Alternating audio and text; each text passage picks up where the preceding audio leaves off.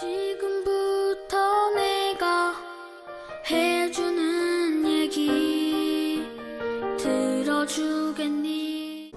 할렐루야. 하나님께서 주신 은혜의 말씀 보시겠습니다. 요한계시록 3장 20절 말씀입니다.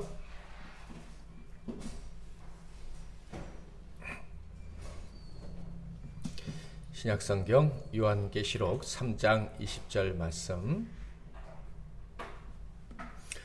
우리 다 같이 한 목소리로 읽겠는데요. 영상을 참조하실 분들은 영상을 참조하시기 바랍니다. 시작. 볼지어다 내가 문 밖에 서서 두드리노니 누구든지 내 음성을 듣고 문을 열면 내가 그에게로 들어가 그와 더불어 먹고 그는 나와 더불어 먹으리라. 아멘. 할렐루야. 한 주간 동안 잘 지내셨습니까? 옆에 계신 분들과 인사하겠습니다. 사랑하고 축복합니다.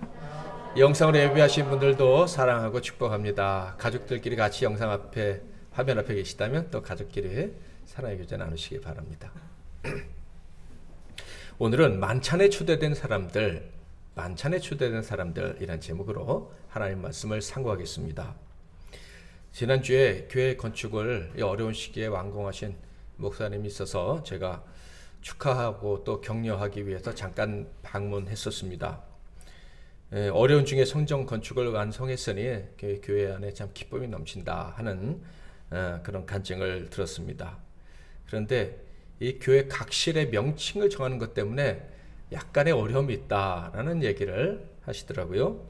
그러니까 뭐 본당, 예배당, 예배실, 대예배실, 대예배당, 혹은 뭐 그리스홀, 뭐 이렇게 예배당마다 이렇게 방마다 이렇게 이름을 붙이는데 그것 때문에 좀 어려움이 있는 모양이더라고요. 그러면서 MEC 나눔교회는 본당 이름을 뭐라고 정했냐고. 그래서 제가 주저없이 식당이라 그랬어요. 그런데 제가 정말 대답을 잘한 것 같아요. 왜냐하면 이 출애굽기 말씀을 보다 보니까 진짜 예배하는 것, 하나님 만나는 곳은 식당인 거예요. 식당. 성막을 하나님이 지으라고 하셨잖아요. 건축을 명하신 부분을 요새 묵상하고 있는데, 야, 진짜 보니까 이 하나님을 만나는 곳은 식당인 거예요. 식당. 하나님께서 이스라엘 백성들과 언약식을 치르신 이후에 율법을 주시려고 이스라엘 백성들의 대표 모세를 시내단으로 불러주셨어요. 그리고 가장 먼저 주신 명령이 성막을 지으라는 거예요. 자, 아시다시피 성막이라는 것은 이 낮고 천한 곳에 하나님이 내려오셔서 친히 함께 거주하신다. 거주하실 뿐만 아니라 앞서서 이끌어 가신다 하는 가장 확실한 상징 아니겠습니까? 자, 그런데 그 성막을 하나님 만들라고 하시면서 제일 먼저 만들라고 하신 게 뭐죠? 성막 안에 들어가는 기구들이에요. 그 기구 중에 첫 번째가 법궤. 이 법궤는요, 지성소 안에 유일하게 들어가는 물건인데, 그 법궤가 왜 중요하냐면 그 법궤 뚜껑의 역할을 하는 속죄소, 속죄판, 시은좌라고 하는 그 이 천사들이 이렇게 손을 들고 있는 그 위로 하나님이 내려와서 앉아 계신 거예요. 그러니까 그것만큼 귀한 건 없는 거예요. 그리고 그 다음에 만들라고 하신 것이 뭐죠? 떡상이라고 부르기도 하는 황금으로 이렇게 씌워서 만든 진설병 상인 거예요. 지성소에는 법궤만 들어가고 성소에는 촛대, 그리고 향단, 떡상 3개가 들어가는데 그 중에 떡상을 하나님이 제일 먼저 만들라라고 명령을 하셨다 하는 거예요. 자, 도대체 이 떡상의 의미가 무엇이기에 하나님이 이렇게 중요하게 여기시고 법궤 다음으로 만들라고 명하셨을까요? 자, 그 이유는요, 하나님이 이스라엘 백성들과 함께 하실 때 그저 옆에만 있는 분이 아니라는 것을 강조하시기 위함인 거예요. 어떻게 동행하시는지를 가르쳐주고 계신 거예요. 하나님은요, 그의 백성들과 동행하시면서 함께 식사하십니다. 아멘. 근데 하나님은 뭐 식사하실 필요가 없는 문제잖아요. 정확히 말하면 이런 생각을 하시면 돼요. 뭐 우리 어머니라는 노래가 있잖아요. 옛날에 G.O.D라는 그룹에서 어머니는 짜장면이 맛이 없다고 하셨어. 왜냐하면 아들 주려고, 아들 먹는 게 좋아서 엄마는 안 먹어도 배가 고프지만 고프다고 못 느끼는 거예요. 우리 하나님은 우리와 함께 식탁에 앉으셔서 우리가 늘 기쁘게 밥 먹기를 원하시는 분인 거예요. 아멘. 그 사실을 알려주시려고 이 진설병상을 만들고 12개, 12지파를 상징하는 떡을 올려놓으시라는 거예요. 이것은 내가 너희와 늘 함께하면서 너희들을 먹을 것을 책임져 줄 것이다. 너희는 나와 늘 항상 식탁에 있는 거예요. 식탁에 앉으면 어떻게 해요? 예수님이 살을 주시고 잔을 주시듯이 입에다 먹을 것을 더 주신다. 이스라엘 백성들은 여행 중이었기 때문에 밥을 어떻게 먹었어요? 돗자리 깔듯이 가죽에 짐승의 가죽을 깔고 그 위에 앉아서 밥을 먹곤 했어요. 그런데 하나님과 함께하는 성전에서는요, 어떻게 먹습니까? 밥상에서 먹는데 그것도 어떤 밥상? 황금으로 만든 밥상에서 먹는다. 그러니까 하나님과 함께하는 자들은요, 정말 귀한 상, 거룩한 상, 잔치상을 받아 먹으면서 사는 사람들이다 하는 것을 지금 강조하고 계신 거예요. 자, 그러니까 하나님과 동행하는 사람들에게 이 먹는 것은 너무 중요한 일이다. 앞으로 밥 먹는 일을 아주 중요하게 여기시기를 바랍니다. 그래서 요한계시록에 보면 예수님이 이렇게 말씀하셨어요. 특히 라오디게아 교회, 하나님을 믿는다고 하지만 뜨뜻미지근하게 믿고 있었던 그 사람들에게 뭐라고 말씀하셨어요? 같이 한번 읽어보겠습니다. 요한계시록 3장 20절 시작. 문 밖에 서서 두드리노니 누구든지 내 음성을 듣고 문을 열면 내가 그에게로 들어가 그와 더불어 먹고 그는 나와 더불어 먹으리라. 이 미지근한 신자들에게 주님이 요청하신 게 뭐예요? 같이 밥 먹자는 거예요. 식탁 교제하자는 것입니다. 열심을 내라고도 그 앞에서 말씀하셨지만은 결론적으로는 뭐예요? 같이 식탁에 앉아서 밥 먹자. 내가 너희들에게 양식을 먹여주고 싶어. 맛있고 좋은 양식을 너 입에 넣어주고 싶어. 이것이 예수님의 말씀인 거예요. 문맥상으로는 요청 같지만 간청으로 느껴지지 않습니까? 예수님은 정말로 우리와 함께 식사하기를, 우리를 그 귀한 만찬상에 늘 앉혀놓고 밥을 먹여주시기를 원하시는 분이시다는 거, 이 말씀을 통해서 알 수가 있어요. 특히 라오디게아 교인들에게 하신 말씀이라고 했는데 그 교인들의 특징을 한번 볼까요? 3장 15절 16절 내가 내 행위를 아노니 내가 차지도 아니하고 뜨겁지도 아니하도다. 내가 차든지 뜨겁든지 하기를 원하노라. 내가 이같이 미지근하여 뜨겁지도 아니하고 차지도 아니하니 내 입에서 너를 토하여 버리리라. 이 교회 성도들의 특징은 미지근함이 됩니다. 이것도 아니고 저것도 아니다. 도저히 쓸모없는 존재들이다, 이런 말이에요. 이 라오디게아 교회는 터키의 파무칼레라고 하는 유명한 온천에 있는 그런 동네예요. 여러분 아마 그림으로 보셨을 것 같은데 그림을 준비할까 하다가 그냥 말았는데, 흰 석회 웅덩이가 막 만들어지고 그 위에 파란 물에서 사람들이 이제 목욕하는 그런 곳이에요. 그래서 여기는 예수님 당시 그 이전부터 여기는 휴양지, 요양하는 곳. 그래서 의사들도 아주 많았고 그러니 돈도 아주 많았던 동네입니다. 그런데 이 온천에서 나오는 온천물이 차거나 뜨거우면 좀 먹을 수 있는데 미지근하면 도저히 마실 수가 없다. 그러니까 이 라오디게아 교회 성도들은 하나님이 삼킬 수 없는, 하나님이 정말 가까이 할 수 없는 그런 정말 마음에 안 드는 신자들이었다 하는 거예요. 자, 그런데 이 신자들의 특징을 주님이 어떻게 묘사하고 계십니까? 너희들은 나와의 만찬을 모르는구나. 나를 너희들의 식탁에 초대하지 않는구나. 내가 너희들을 초대하는 그 식탁에 너희도 올 생각도 없구나. 그러니까 이 말씀만 통해서 보면 주님이 용납하기 어려운 신자는요, 신앙생활이라는 것이 주님과 함께 식탁에 앉아서 주님이 주시는 양식을 먹으며 복되게 살아가는 것이라는 것을 모르는 자들, 그런 자들은 주님 보실 때 참 미지근한 신자다라고 생각을 하신다 하는 거예요. 자, 그렇다면 여기서 심각한 질문을 하지 않을 수가 없어요. 한번 여러분에게도 여쭤볼게요. 나는 잔치상을 받아 먹고 사는 사람입니다 라고 하실 수 있으시겠습니까? 다 아멘 하셨죠? 네. 적어도 신자는요, 하나님이 주실 잔치상을 기대하고 살아야 되는 거예요. 성경을 보면요, 우리의 신앙생활이라는 것이 먹는 것과 아주 관련이 깊다는 것을 알 수가 있어요. 아니, 관련이 깊은 정도가 아니라 아주 절대적인 거예요. 왜 그렇습니까? 우리가 어떻게 죄인이 되었는지만 생각해봐도 금방 알 수 있어요. 우리가 죄인으로 추락하고 죽어야 될 운명이 된 이유가 뭡니까? 먹는 것 때문이에요. 하나님이 먹지 말라고 하신, 다 먹어도 되는데 이것만 먹지 말으라 하신 그 선악을 알게 하는 나무, 금지된 가시를 아담과 하와가 따먹었기 때문에 사람이 죽게 된 거예요. 자, 그렇다면 사람은 왜 먹어야 되며 또 먹어서는 안 되는 게 있느냐? 그런 질문을 할 수가 있을 텐데요. 먼저 사람이 왜 먹어야 되느냐? 이 질문에 대한 답은 결코 어렵지 않습니다.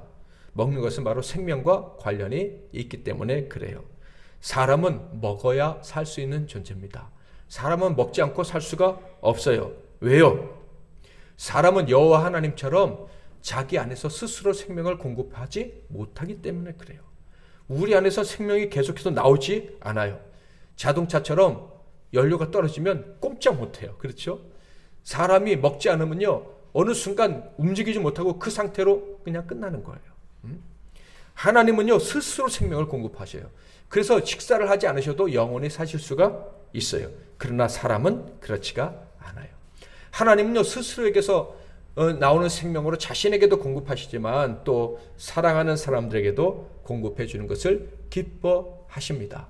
그래서 우리에게 생명을 주시고 그 생명을 유지하게 하시려고 하나님께로부터 나오는 생명을 계속해서 우리에게 주시는 거예요. 여러분, 하나님이 그러므로 우리에게 생명을 주시는 것, 생명을 유지하게 하는 음식을 주시는 것을 기뻐하신다라는 것을 기억하시기를 바랍니다. 이거는 마치 부모가 자식에게 젖을 주고 음식을 주는 것과 같은 거예요. 자식이 먹고 생명력이 막 일어나면 그게 부모의 기쁨인 것처럼 하나님도 우리에게 귀한 먹을 것을 계속 주시고 그것 때문에 우리가 건강하고 힘있게 사는 것을 아주 기뻐하신다 하는 것입니다. 사람은요, 하나님과는 달리 생명을 공급받지 못하면, 양식을 공급받지 못하면 자신에게 주어진 생명을 끝까지 지킬 수가 없습니다. 그러니까 우리가 먹어야지만 돼, 먹지 않으면 안 돼 라고 고백할 수밖에 없는 것은 바로 우리는 피조물입니다 라고 고백하는 것과 같은 거예요. 먹는 것 자체가 우리가 피조물이라는 것을 인정하는 것이다. 그러니까 우리가 음식을 먹을 때마다 우리는 하나님에 의해서 만들어진 자고 하나님의 생명을 공급해 주지 않으시면 우리는 아무것도 아니다 라는 것을 꼭 인정하시기를 바랍니다. 그게 우리가 식사할 때마다 하나님께 기도를 올려드리는 이유입니다. 뿐만 아니라 음식을 먹되 하나님이 정하신 법에 따라서 음식을 먹는다면 더더욱 하나님을 온전히 높여드리는 행동인 거예요. 하나님 앞에서 겸손한 자는요, 하나님이 먹으라고 하시는 그 음식을 먹는 거예요. 이런 이유로 아담과 하와는 오직 하나님께서 먹으라고 하신 것만 먹어야 했어요. 그런데 먹지 말라고 하신 것까지 먹었다가 죽은 거죠. 자, 그렇다면 먹지 말라고 하신 것을 먹어서 죽어야 되는 인생들은 어떻게 해야 다시 잃어버린 생명을 찾을 수가 있겠습니까? 첫째로는 먹지 말라고 하신 음식을 먹을 죄를 용서받아야 하는 거예요. 독을 먹고 죽은 그 죄를 용서받아야 되는데 그 죄를 용서받기 위해서 어떤 일이 벌어졌죠? 예수님이 십자가에서 죽으시고 우리가 그분을 믿어야 하는 일이 역사에 이제 펼쳐지게 된 것입니다. 자, 그러니까 우리가 죄를 회개한다 하면 하나님께 불순종한 것을 회개한 것이기도 하지만 좀 더 구체적으로 실제적으로 가보면 하나님이 먹지 말라 한 것을 먹은 죄를 회개하는 거예요. 그리고 이제 하나님께서 먹으라고 하신 것만 먹겠습니다 라는 고백과 같은 거예요. 자, 그렇다면 우리는 어떤 음식을 먹어야 합니까? 하나님께서는요, 이 처음 구원받은 이스라엘 사람들에게는요, 얼마나 자세히 알려주셨는지 몰라요. 뭘요? 먹어야 될 음식, 먹지 말아야 될 음식. 뭐 쪽이 갈라진 거는 먹고 쪽이 안 갈라진 건 먹지 말고. 여러분 다 아시죠? 곤충은 뭐 어떻게 하고 뭐 새는 어떻게 하고 그거 지금 다 먹어도 돼야 안 돼요? 다 먹잖아요. 우리 뭐 심지어 누가 그랬더라? 대영이가 그랬나? 목사님 선짓국 좋아하십니다. 네가 그랬나? 누가 그랬지? 기태가 그랬구나. 급시 먹으면 돼야 안 돼요? 안 되잖아요. 근데 또 순대는 또 잘 먹잖아요. 예? 순대 피를 막 퍼부는. 옛날엔 그거 다 먹으면 안 되는 거예요. 자, 근데 신약 시대는 다 먹으라고 싶으면서 먹어도 뭐 문제가 없는데 왜 구약 시대에는 그렇게 말씀하셨을까? 이스라엘 백성들이 광야길을 걸어가기 때문에 저장하기 힘든, 상하기 힘든 음식은 먹지 말라 하신 부분도 있지만 이스라엘 사람들에게 아주 중요한 것은 먹는 거라는 거. 너희들이 뭘 먹어야 되는지, 또 누가 주는 것을 먹어야 되는지, 누구와 함께 먹어야 되는지 그걸 강조하기 위해서 주님이 그렇게 자세하게 말씀을 주신 거예요. 자, 신약 시대에는요, 먹지 말라고 하신 음식이 없어요. 먹는 것이 죄가 되지 않는다면 무엇이든지 상관없다. 술이나 담배 같이 죄가 되고 죄를 더 짓게 하는 것이 아니라면 문제가 되지 않아요. 심지어 사도 바울은요, 우상에게 바쳐졌던 음식이라도 모르고 먹으면 상관이 없다라고 말씀을 하셨죠. 예수님은 더 분명하게 말씀하셨어요. 사람을 더럽게 하는 것은 입으로 들어가는 것이 아니라 나오는 것이다. 그러니까 신약 시대에는 우리가 뭘 먹는가 하는 것보다 우리가 얼마나 거룩한 삶을 사느냐, 이게 더 중요하다고 말씀을 하셨어요. 그러니까 우리 주님은 신약 시대에 특별히 먹지 말아라 하신 음식은 없어요. 그러나 반드시 먹어야 될 음식은 이것이다 라고 말씀해 주신 것이 있어요. 살기 위해, 생명을 얻기 위해 반드시 먹어야 될 음식을 무엇일까요? 요한복음 6장 54절 55절 같이 한번 읽겠습니다. 시작. 영생을 가졌고 마지막 날에 내가 그를 다시 살리리니 내 살은 참된 양식이요 내 피는 참된 음료로다. 주님의 살과 피가 반드시 먹어야 되는 양식이다 라고 말씀을 하십니다. 아시다시피 이 양식을 먹는 사람은요, 죽어도 살아요. 아멘. 그래서 이것은 생명의 양식인 거예요. 자, 그런데 어떤 생명을 주는 양식이냐 하면 이어서 주님 말씀하셔요. 56절 57절 같이 한번 더 읽겠습니다. 시작. 내 살을 먹고 내 피를 마시는 자는 내 안에 거하고 나도 그의 안에 거하나니 살아계신 아버지께서 나를 보내심에 내가 아버지로 말미암아 사는 것 같이 나를 먹는 그 사람도 나로 말미암아 살리라. 적절한 비유는 아닐 수 있지만 마늘 냄새를 싫어하는 그 서양 사람과 마늘 먹는 우리는 같이 살기가 어려워요. 그렇죠? 하나님과 같이 살려면 하나님이 좋아하는 음식을 먹어야 돼요. 그게 바로 예수의 살과 피라는 거예요.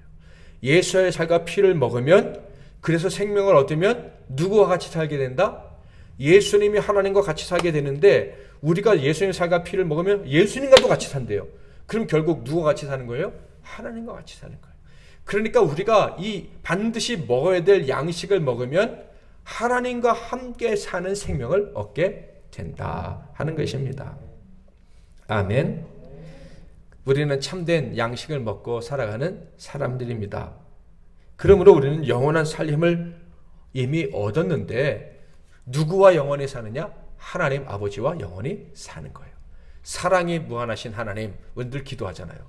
전능하신 하나님, 우리를 어려움에서 건지시는 하나님, 우리를 싸움에서 이기게 하신 하나님, 그렇게 기도하잖아요. 맞지요? 그 하나님과 어떻게 해요? 한 집에서 산다니까요. 걱정할 필요가 없는 거예요. 두려워할 이유가 하나도 없는 거예요. 예수님께서 먹으라고 하신 그 양식을 먹으면 우리는 하나님의 집에 초대된 사람이고 하나님과 함께 먹고 사는, 정확히 말하면 하나님이 먹여주시는 그 생명의 능력의 양식을 먹고 힘있게 살아가는 사람들이다 하는 것입니다. 여러분, 우리 교회가 처음 개척하고 첫 번째 설교 본문이 어딘지 아십니까? 2020년 3월 8일에 한 그 설교인데요. 본문은 바로 가나의 혼인잔치 비유였습니다. 새로운 길을 떠나려 할 때 가장 중요한 것, 이런 제목이었는데요. 그때 가장 중요한 것은 하나님의 영광을 위한 것이 살아야 된다. 이게 핵심인데요. 그런데 하나님의 영광을 위해 살려는 그 사람들에게 주어지는 선물이 뭐냐면 진짜 잔치를 누리게 하신다는 거예요. 그래서 예수님이 물로 포도주를 만들어 주니까 야, 이 진짜 좋은 포도주가 왜 이제 나왔냐? 원래는 처음에 주는데 술 취하면 나쁜 거 주는데 여기는 나중에 더 좋은 걸 주는구나. 그러니까 예수님과 함께 길을 떠나려 할 때, 하나님의 영광을 위해 살려 할 때는 하나님이 진짜 잔치를 맛보게 하신다는 거예요. 잔치집에 좋은 음식들을 맛있게 먹고 살아갈 수 있게 해주신다 하는 것입니다. 그러므로 우리는 하나님의 은혜로 예수님의 살과 피를 먹고 그것을 살과 피를 상징하는 말씀을 먹고 살아가고 있습니다. 그러니 우리는 우리가 알지 못하는 중에도 복을 받고 만찬상을 받고 살아가는 사람들인 거예요. 우리 매주일마다 얼마나 그 만찬을 기대하고 오고 있습니까, 우리가? 네? 저는 저거 받을 때마다 야, 일주일 동안 안 먹어도 되겠다, 굶어도 되겠다, 한 끼만 먹어도 그냥 든든할 것 같아요. 얼마나 마음이 행복한지 몰라요. 자, 예수님 사역을 한번 생각해 볼까요? 예수님이 가장 중요시 여기셨던 것과 그리고 예수님이 비방, 핍박을 받으셨던 일도요, 먹는 것과 관련이 너무 많아요. 자, 먼저 예수님이 먹는 것, 식사와 관련해서 비방받으신 그런 내용을 살펴볼까요? 자, 마가복음 2장 16절 같이 한번 읽겠습니다. 시작. 바리새인의 서기관들이 예수께서 죄인 및 세리들과 함께 잡수시는 것을 보고 그의 제자들에게 이르되 어찌하여 세리 및 죄인들과 함께 먹는가? 먹는 것 때문에 예수님이 죄인들과 함께 밥 먹었다고 사람들이 아주 그냥 비난하고 공격을 한 거예요. 예수님이 한 번 이렇게 식사하셨다고 이런 공격을 받았을까요? 물론 한 번만 식사를 하셔서도 공격을 받으셨을 거예요. 그런데 다음 구절을 보면 한두 번 하신 게 아니었구나 하는 것을 알 수 있어요. 누가복음 7장 34절 35절 인자는 와서 먹고 마시매 너희 말이 보라 먹기를 탐하고 포도주를 즐기는 사람이요 세리와 죄인의 친구로다 하니 지혜는 자기의 모든 자녀로 인하여 옳다함을 얻느니라. 그러니까 예수님이 한두 번 죄인들과 같이 식사하신 게 아니에요. 그들과 함께 식사 자리에 가서 같이 막 즐거워하면서 식사하시는 것을 아주 즐기셨다 하는 것을 알 수가 있어요. 심지어 35절에 보면 지혜는 자기의 모든 자녀로 인하여 옳다함을 얻느니라. 좀 난해한 구절이고 앞의 문맥들을 좀 살펴봐야 되지만 분명한 것은 이렇게 생각해도 틀림이 없어요. 주님과 함께 잘 먹는 사람이 지혜로운 사람이다. 앞으로 맛있게 식사하시고 즐겁게 식사하시며 살아가시기를 바랍니다. 주님과 함께 식사한다는 사실을 기억하고요. 그러므로 여러분 참된 신자가 되기를 원한다면요, 늘 즐거운 식사를 기대해야 돼요. 먹는 거 마시는 거 걱정하지 말아 말씀하셨잖아요. 하나님이 늘 만찬으로 우리를 초대하신다. 금으로 차려진 사랑의 상에서 먹게 하신다. 이것이 우리의 삶이다. 계속될 거야 하는 기대를 가지고 살아야 됩니다. 반드시 기억을 해야 돼요. 우리 얼마나 좋아요. 아까도 말씀드렸지만 주일마다 만찬이 기다리고 있잖아요. 주님 전에 예배하러 갈 때 맛있는 거 먹을 걸 기대한다. 우리가 식당 가는 것도 아닌데. 근데 따지고 보면 식당에 가는 거예요. 주님과 함께 동행하는 삶은요, 언제나 맛있는 것 먹고 최고의 음식을 먹고 사는 삶이다 라는 것을 기억하시기를 바랍니다. 또한 예수님의 삶과 사역은요, 늘 잔치와 관련이 있었어요. 앞에서 말씀드렸던 것처럼 공생의 시작전 첫 번째 기적도 어디였다고요? 혼인잔치집, 가나의 혼인잔치집이고 예수님이 거기서 그 혼인잔치집이 더 복되게 만들어 주셨어요. 심지어 주님은 자신을 신랑으로 표현하는 것을 주저하지 않으셨어요. 그러니까 너희들이 지금 나와 함께 있는 것은 혼인잔치집에 있는 것이다 라고 말씀하십니다. 마태복음 9장 15절 예수께서 그들에게 이르시되 혼인집 손님들이 신랑과 함께 있을 동안에 슬퍼할 수 있느냐? 그러나 신랑을 빼앗길 날이 이르리니 그때는 금식할 것이니라.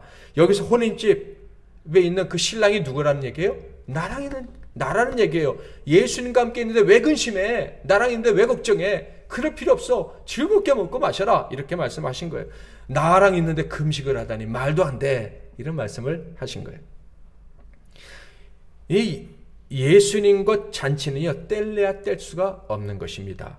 여러분, 신앙생활은 잔치와 뗄래야 뗄 수 없는 것을 믿으시기를 바랍니다. 그러니까 이 교회에 오는 것은요, 성도들이 교회에 올 때는 늘 잔치집에 온다 이런 생각으로 오셔야 되는 거예요. 다음 주일이 맥주감사 주일인데 이번에 그 맥주절에 대한 설교도 새벽에 했기 때문에 조금 의미 있게 지내면 좋겠다라는 생각이 들어서요, 오늘 이 기도 편지 이렇게 만들어 드렸어요. 여기다가 뭐 적어서 갖고 오시라고 그러는 거 아니에요. 뭐 너무 좋아서 꼭 적어서 내고 싶다면 내셔도 되는데,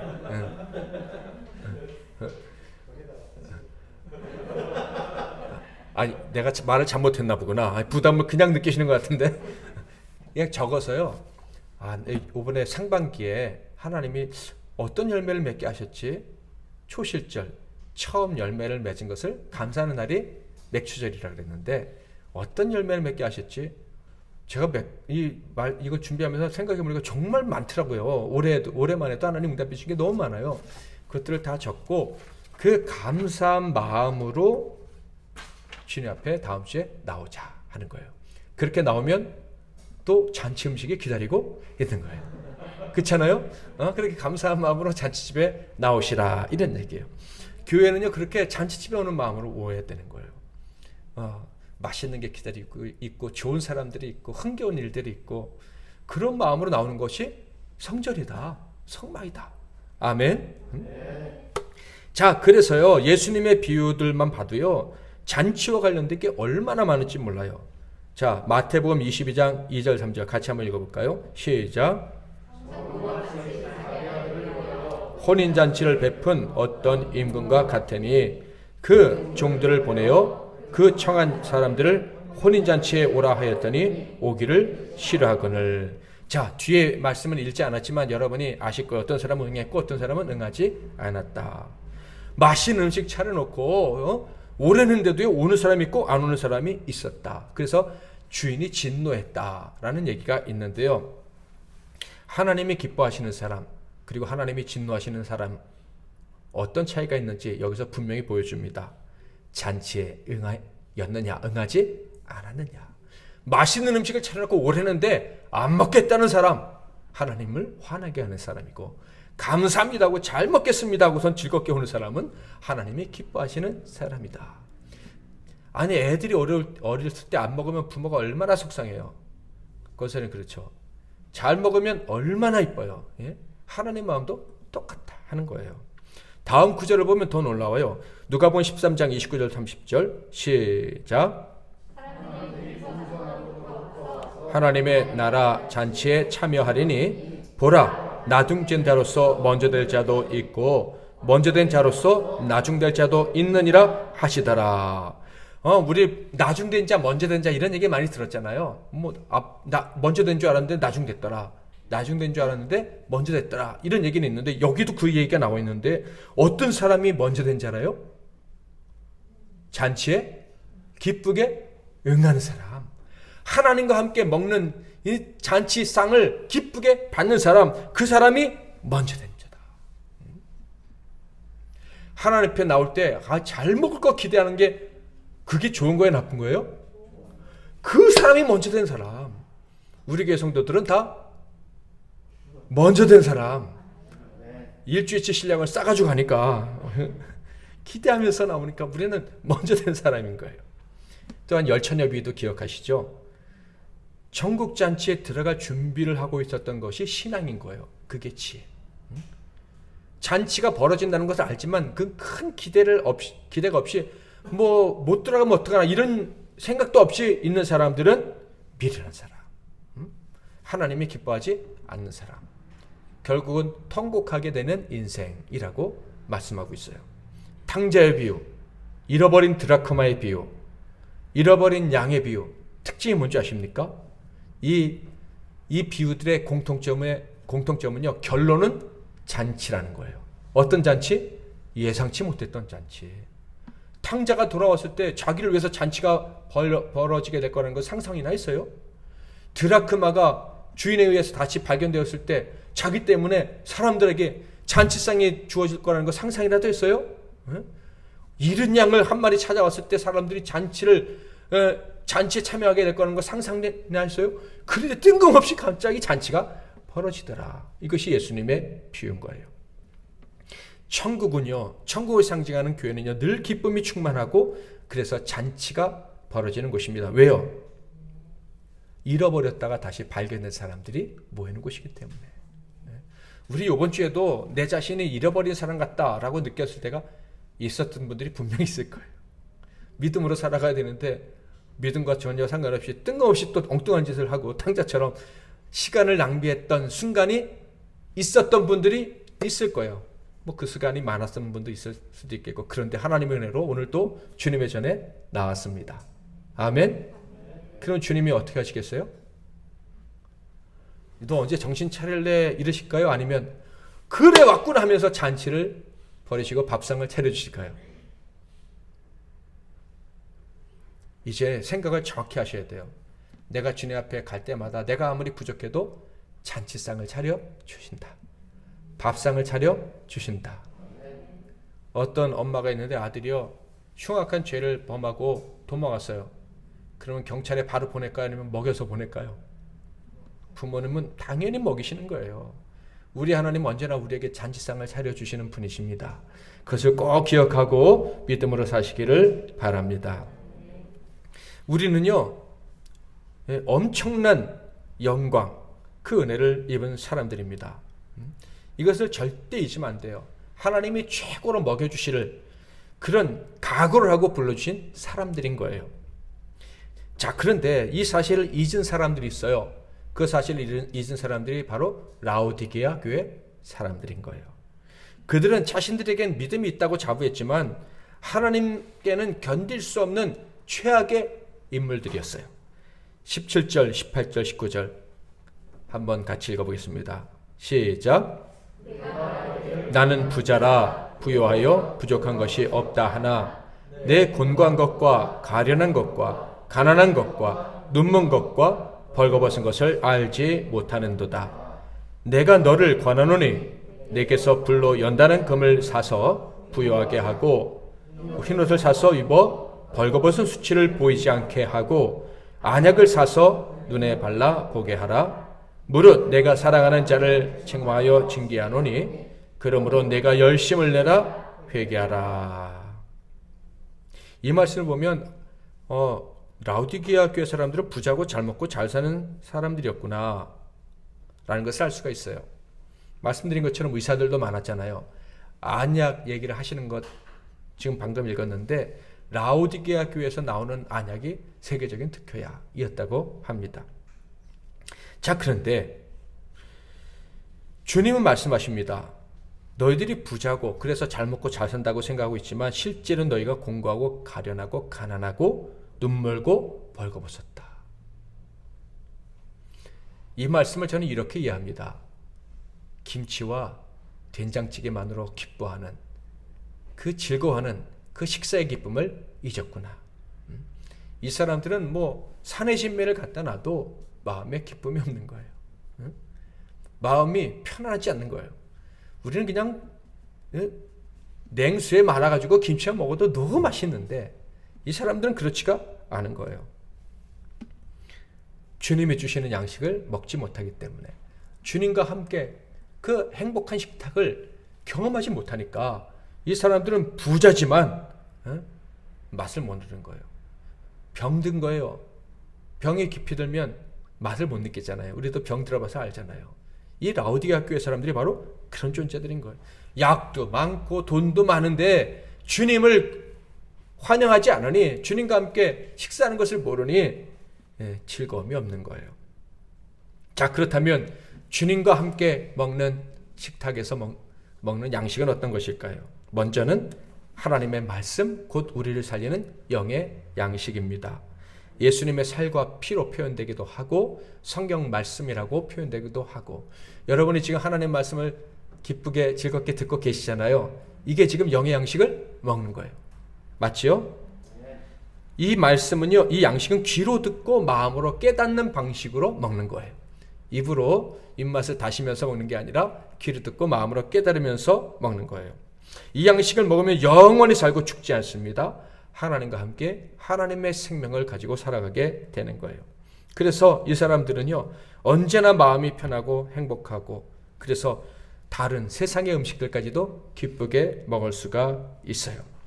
사랑하는 성도들, 여러분들에게 바라는 바는 언제나 말씀의 만찬을 누리는 것입니다. 말씀이 늘 즐겁게 들려오고, 말씀이 맛있고, 말씀을 더 듣고 싶고, 말씀을 들을 때 막 힘이 나고, 뭐 내가 돈도 없고 또 병도 좀 들었는데 말씀을 들으니까 왜 갑자기 힘이 나고 용기가 생기는지, 야, 말씀이 진짜 최고의 양식입니다. 이게 분명한 것 같아요. 이런 간증들이 저와 여러분에게 늘 넘쳐났으면 좋겠습니다. 자, 하나님의 집에서 하나님의 잔치에 초대된 것을 기뻐하는 사람은요, 당연히 영의 양식을 먹고 그 혼이 살아나게 됩니다. 부족함이 없는 영의 양식을 먹고 살아가게 되는 거예요. 자, 그런데 하나님이 주신 것은 영의 양식뿐일까요? 결코 그렇지가 않습니다. 여러분, 잔치에서 제일 중요한 게 뭡니까? 음악? 춤추는 거? 아니면 화려한 장식들? 그것도 필요하겠지만 음식이 없으면 아무것도 아니에요. 지방마다 잔치가 벌어져도 꼭 필요한 음식이 꼭 있어야 된다고 하죠. 예, 음식이 제일 중요하다는 거예요. 충청도에서는 장례식, 그건 잔치라고 하긴 그렇지만 어쨌든 개고기가 없으면 안 된다. 뭐가 없으면 안 된다. 이런 게 있잖아요. 전라도에서는 삼합이 없으면 안 되고 반드시 있어야 되는 게 있다 그러는데요. 잔치에서 제일 중요한 것은 음식입니다. 그것도 잘 차려진 만찬이라고 부르는 음식이 중요해요. 하나님이 우리를 잔치에 부르신다. 잔치집에 우리를 초대하신다. 그렇다면 우리를 위해서 최고의 음식을 준비를 하시는 거예요. 그런데 어떤 음식? 영의 양식과 육의 양식을 다 준비하시는 거예요. 아멘. 여러분, 주님의 비유를 보세요. 주님이 비유해 주신 그 말씀들 중에서 사실은 그게 영의 양식을 상징하는, 나를 먹어야 된다, 내가 주는 음식을 먹어야 되는 걸 상징하는 비유지만, 그런데 그 비유에 진짜 육의 양식이 빠진 적이 있어요, 없어요? 한 번도 없어요. 가나의 혼인잔치에 좋은 포도주를 만들어 주셨잖아요. 그리고 천국 잔치를 상징하는 어딥니까? 디베라 바닷가에서 오병이의 기적을 행하실 때도 떡과 포도주로 배부르게 먹고 남도록 해주셨어요. 아멘. 주님은 잔치에서는요, 육의 양식이 빠진 적이 한 번도 없어요. 그러므로 우리가 주님 잔치에 초대받았다, 만찬에 초대받은 사람이다라는 걸 믿는다면 영과 육의 양식을 다 주실 줄 믿어야 하는 거예요. 출애굽기에서 하나님이 장막에 떡상을 만들라고 하셨는데 그 음식은 누가 먹습니까? 일주일 지난 다음에 제사장들만 먹을 수 있다고 했어요. 그런데 여러분, 아신 것처럼 나중에는 누구도 먹었는 줄 알아요? 다윗과 그와 함께 도망갔던 사람들도 먹었는데 먹고 죽지 않았어요. 사람들은요, 제사장만 먹고 다른 사람 먹으면 안 되는 거라고 생각을 했어요. 그런데 그렇지가 않다는 거예요. 제사장들만 먹게 하신 이유는 그 의미를 백성들이 모르고 먹을까 봐 그렇게 하신 거예요. 백성들은 어떻게 하나님과 식탁에 앉습니까? 떡상도 못 먹었는데 우리가 하나님과 함께 식사하는 게 맞습니까? 라고 질문을 할지 몰라요. 그런데 그렇지가 않아요. 화목제물을 생각하면 됩니다. 화목제사를 드릴 때 번제는요, 제물을 다 태워드리는 건데, 화목제물도요, 소와 양을 가지고 화목제물을 드리는데 하나님께 그 제물을 분명히 드리는 거예요. 그런데 태울 때 다 태우지 않고 일부만 딱 태우고 나머지는 백성들이 다 나눠서 먹는 거예요. 하나님께 바쳐진 거니까 누구 거예요? 하나님 거. 근데 그것을 백성들이 다 나눠 먹어요. 누가 주시는 게 되는 거예요? 하나님이 주시는 거예요. 하나님의 상에서 하나님이 주시는 음식을 백성들이 다 먹는 거예요. 사실 떡이 더 맛있어요? 소고기가 더 맛있어요? 나 같으면 제사장이 먹는 것보다 백성들이 먹는 걸 먹겠다. 예? 백성들도요, 하나님의 식탁에서 맛있는 걸 먹는 거예요. 그 여행하는 사람들이 하나님께 화목제물을 드릴 때마다 소고기, 양고기를 먹었다. 그 사람들 진짜 복받은 사람이에요. 20세기에 북한에 사는 사람들보다 훨씬 잘 사는 사람들인 거예요. 여러분, 하나님은요, 이스라엘 백성이라면 누구든지 하나님이 준비한 멋진 식탁에서 같이 식사하기를 원하셨어요. 그리고 그 복을 누리며 사는 게 하나님의 기쁨인 거예요. 저와 여러분에게 평생 맛있는 영의 양식과 육의 양식을 주실 줄 믿으시기를 바랍니다. 오늘 말씀을 통해서 우리는 분명히 알 수 있어요. 하나님은 우리에게 음식을 주셔서 먹여 살리신다. 그런데 영의 양식뿐만 아니라 육의 양식도 먹여서 살려주신다. 그래서 영과 육이 같이 행복하게 건강하게 살게 하신다라는 거예요. 그런데 하나님의 집에서 먹는 것을 귀하게 여기지 못하고 믿지 못하고 심지어 거부하는 사람은 영의 양식도 먹지 못할 뿐만 아니라 육의 양식도 먹지 못한다. 육의 양식을 먹을 때 느껴야 될 기쁨과 즐거움을 알지 못하게 된다 하는 거예요. 라오디게아 교회 교인들은요, 부자라 뭐 부족함이 없다라고 처음엔 그렇게 말했을지 모릅니다. 그러나 시간은 금방 흘러가겠죠. 곧 그들은 가난한 자, 배고픈 자, 음식을 먹을 때 기쁨을 잃어버린 자, 그런 불행한 자로 전락하게 되고 말 거예요. 아무리 맛난 음식이 앞에 있어도 근심이 가득한 인생이 될 거예요. 그러나 반대로 저와 여러분, 하나님의 잔치집에 초대된 것을 기뻐하는 사람은요, 영과 육의 양식을 먹고 늘 행복하게 살아가게 되고 점점 더 행복하게 살아가게 될 것입니다. 무엇이든지 맛나게 먹으시고 잘 소화시키시기를 바랍니다. 우리 교회 교인들에게 먹는 것은 정말 중요합니다. 잘 드시기를 바랍니다. 하나님의 말씀을 맛있게 드시고 영의 양식도 즐겁게 드시기를 축복합니다. 그러므로 우리 교인들 중에 영과 육의 양식으로 굶주린 사람이 있어서는 안 될 거예요. 늘 서로 잘 돌아보시기를 바랍니다. 먼저 영의 양식을 잘 먹고 소화시킬 수 있도록 서로 도와주시기를 바라요. 코로나가 끝나면 우리가 말씀을 나누면서 서로가 또 잘 소화시킬 수 있도록 도와주는 일들을 해야 할 것이고요. 또 육의 양식이 부족하지 않은지 돌아보아야 할 것입니다. 육의 양식을 잘 먹고 살아가는지, 육의 양식이 부족해서 근심하지는 않는지, 우리 교인들 중에 그런 근심하는 분이 한 사람도 없도록 잘 돌봐주셨으면 감사하겠습니다. 그래서 우리 모두는 잔치집에 살아가야 되는 거예요. 그렇게 서로 돌아보기 위해서 먼저 나 자신의 믿음을 늘 점검해야 돼요. 어떤 믿음? 내가 잔치집에 초대했다는 사실을 믿고 있는가? 영과 육의 양식을 마음껏 주시는 하나님을 내가 믿고 있는가? 기대하고 있는가? 그래서 그 양식 때문에 난 더욱더 건강해질 수 있고 행복해질 수 있다는 믿음이 있는가? 하나님 주시는 힘으로 나는 더 가치 있는 일들을 하면서 살 수 있는가? 더 사랑할 힘을 가지고 살 수 있게 될 것인가? 이것에 대한 믿음이 있는지를 스스로 점검을 해야 할 것입니다. 여러분, 내가 잔치집에 초대됐다는 것을 알고 점점 더 건강하고 행복하게 살 수 있습니다 라고 하는 믿음을 가진 사람이 세상을 이기는 거예요. 아멘. 증거를 볼까요? 20절부터 22절. 천천히 맞구나, 이게 세상을 이기는 방법이구나 하는 것을 확인하면서 읽으시기를 바랍니다. 시작. 내가 문 밖에 서서 두드리노니 누구든지 내 음성을 듣고 문을 열면 내가 그에게로 들어가 그와 더불어 먹고 그는 나와 더불어 먹으리라. 제가 읽을게요. 이기는 그에게는 내가 내 보좌에 함께 앉게 하여 주기를 내가 이기고 아버지 보좌에 함께 앉은 것 같이 하리라. 귀 있는 자는 성령이 교회들에게 하시는 말씀을 들을지어다. 아까 요한복음 6장 말씀과 같죠? 주시는 양식을 먹으면, 주님과 함께 식탁에 앉으면 세상을 이길 뿐만 아니라 아버지와 함께 보좌에 앉아서 살아가게 된다라고 말씀을 하십니다. 사랑하는 성도 여러분, 우리는 만찬에 초대된 사람들입니다. 잔치집에 부름받은 사람들이고 우리가 먹는 상은 늘 잔치집 상인 거예요. 이 사실을 기억하고 기뻐하시기를 주님의 이름으로 축원을 드립니다. 옆에 계신 분들에게 이렇게 축복의 말 하시기를 바랍니다. 당신은 천국의 특별 손님이십니다. 이거는 좀 심해가지고 제가 그냥 혼자 해볼게요. 잘 먹고 잘 사시기를 바랍니다. 우리에겐 그런 삶이 주어져 있습니다. 늘 행복하시고 건강하세요.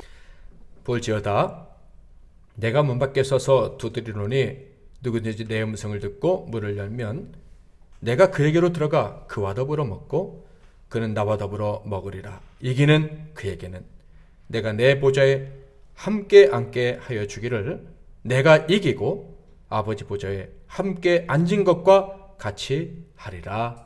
아멘.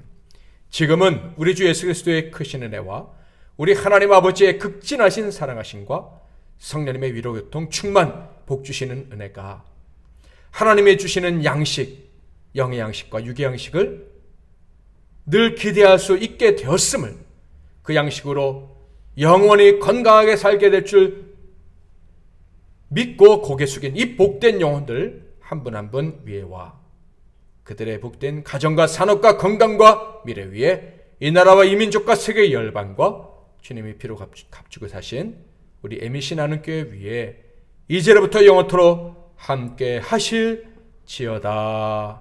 아멘.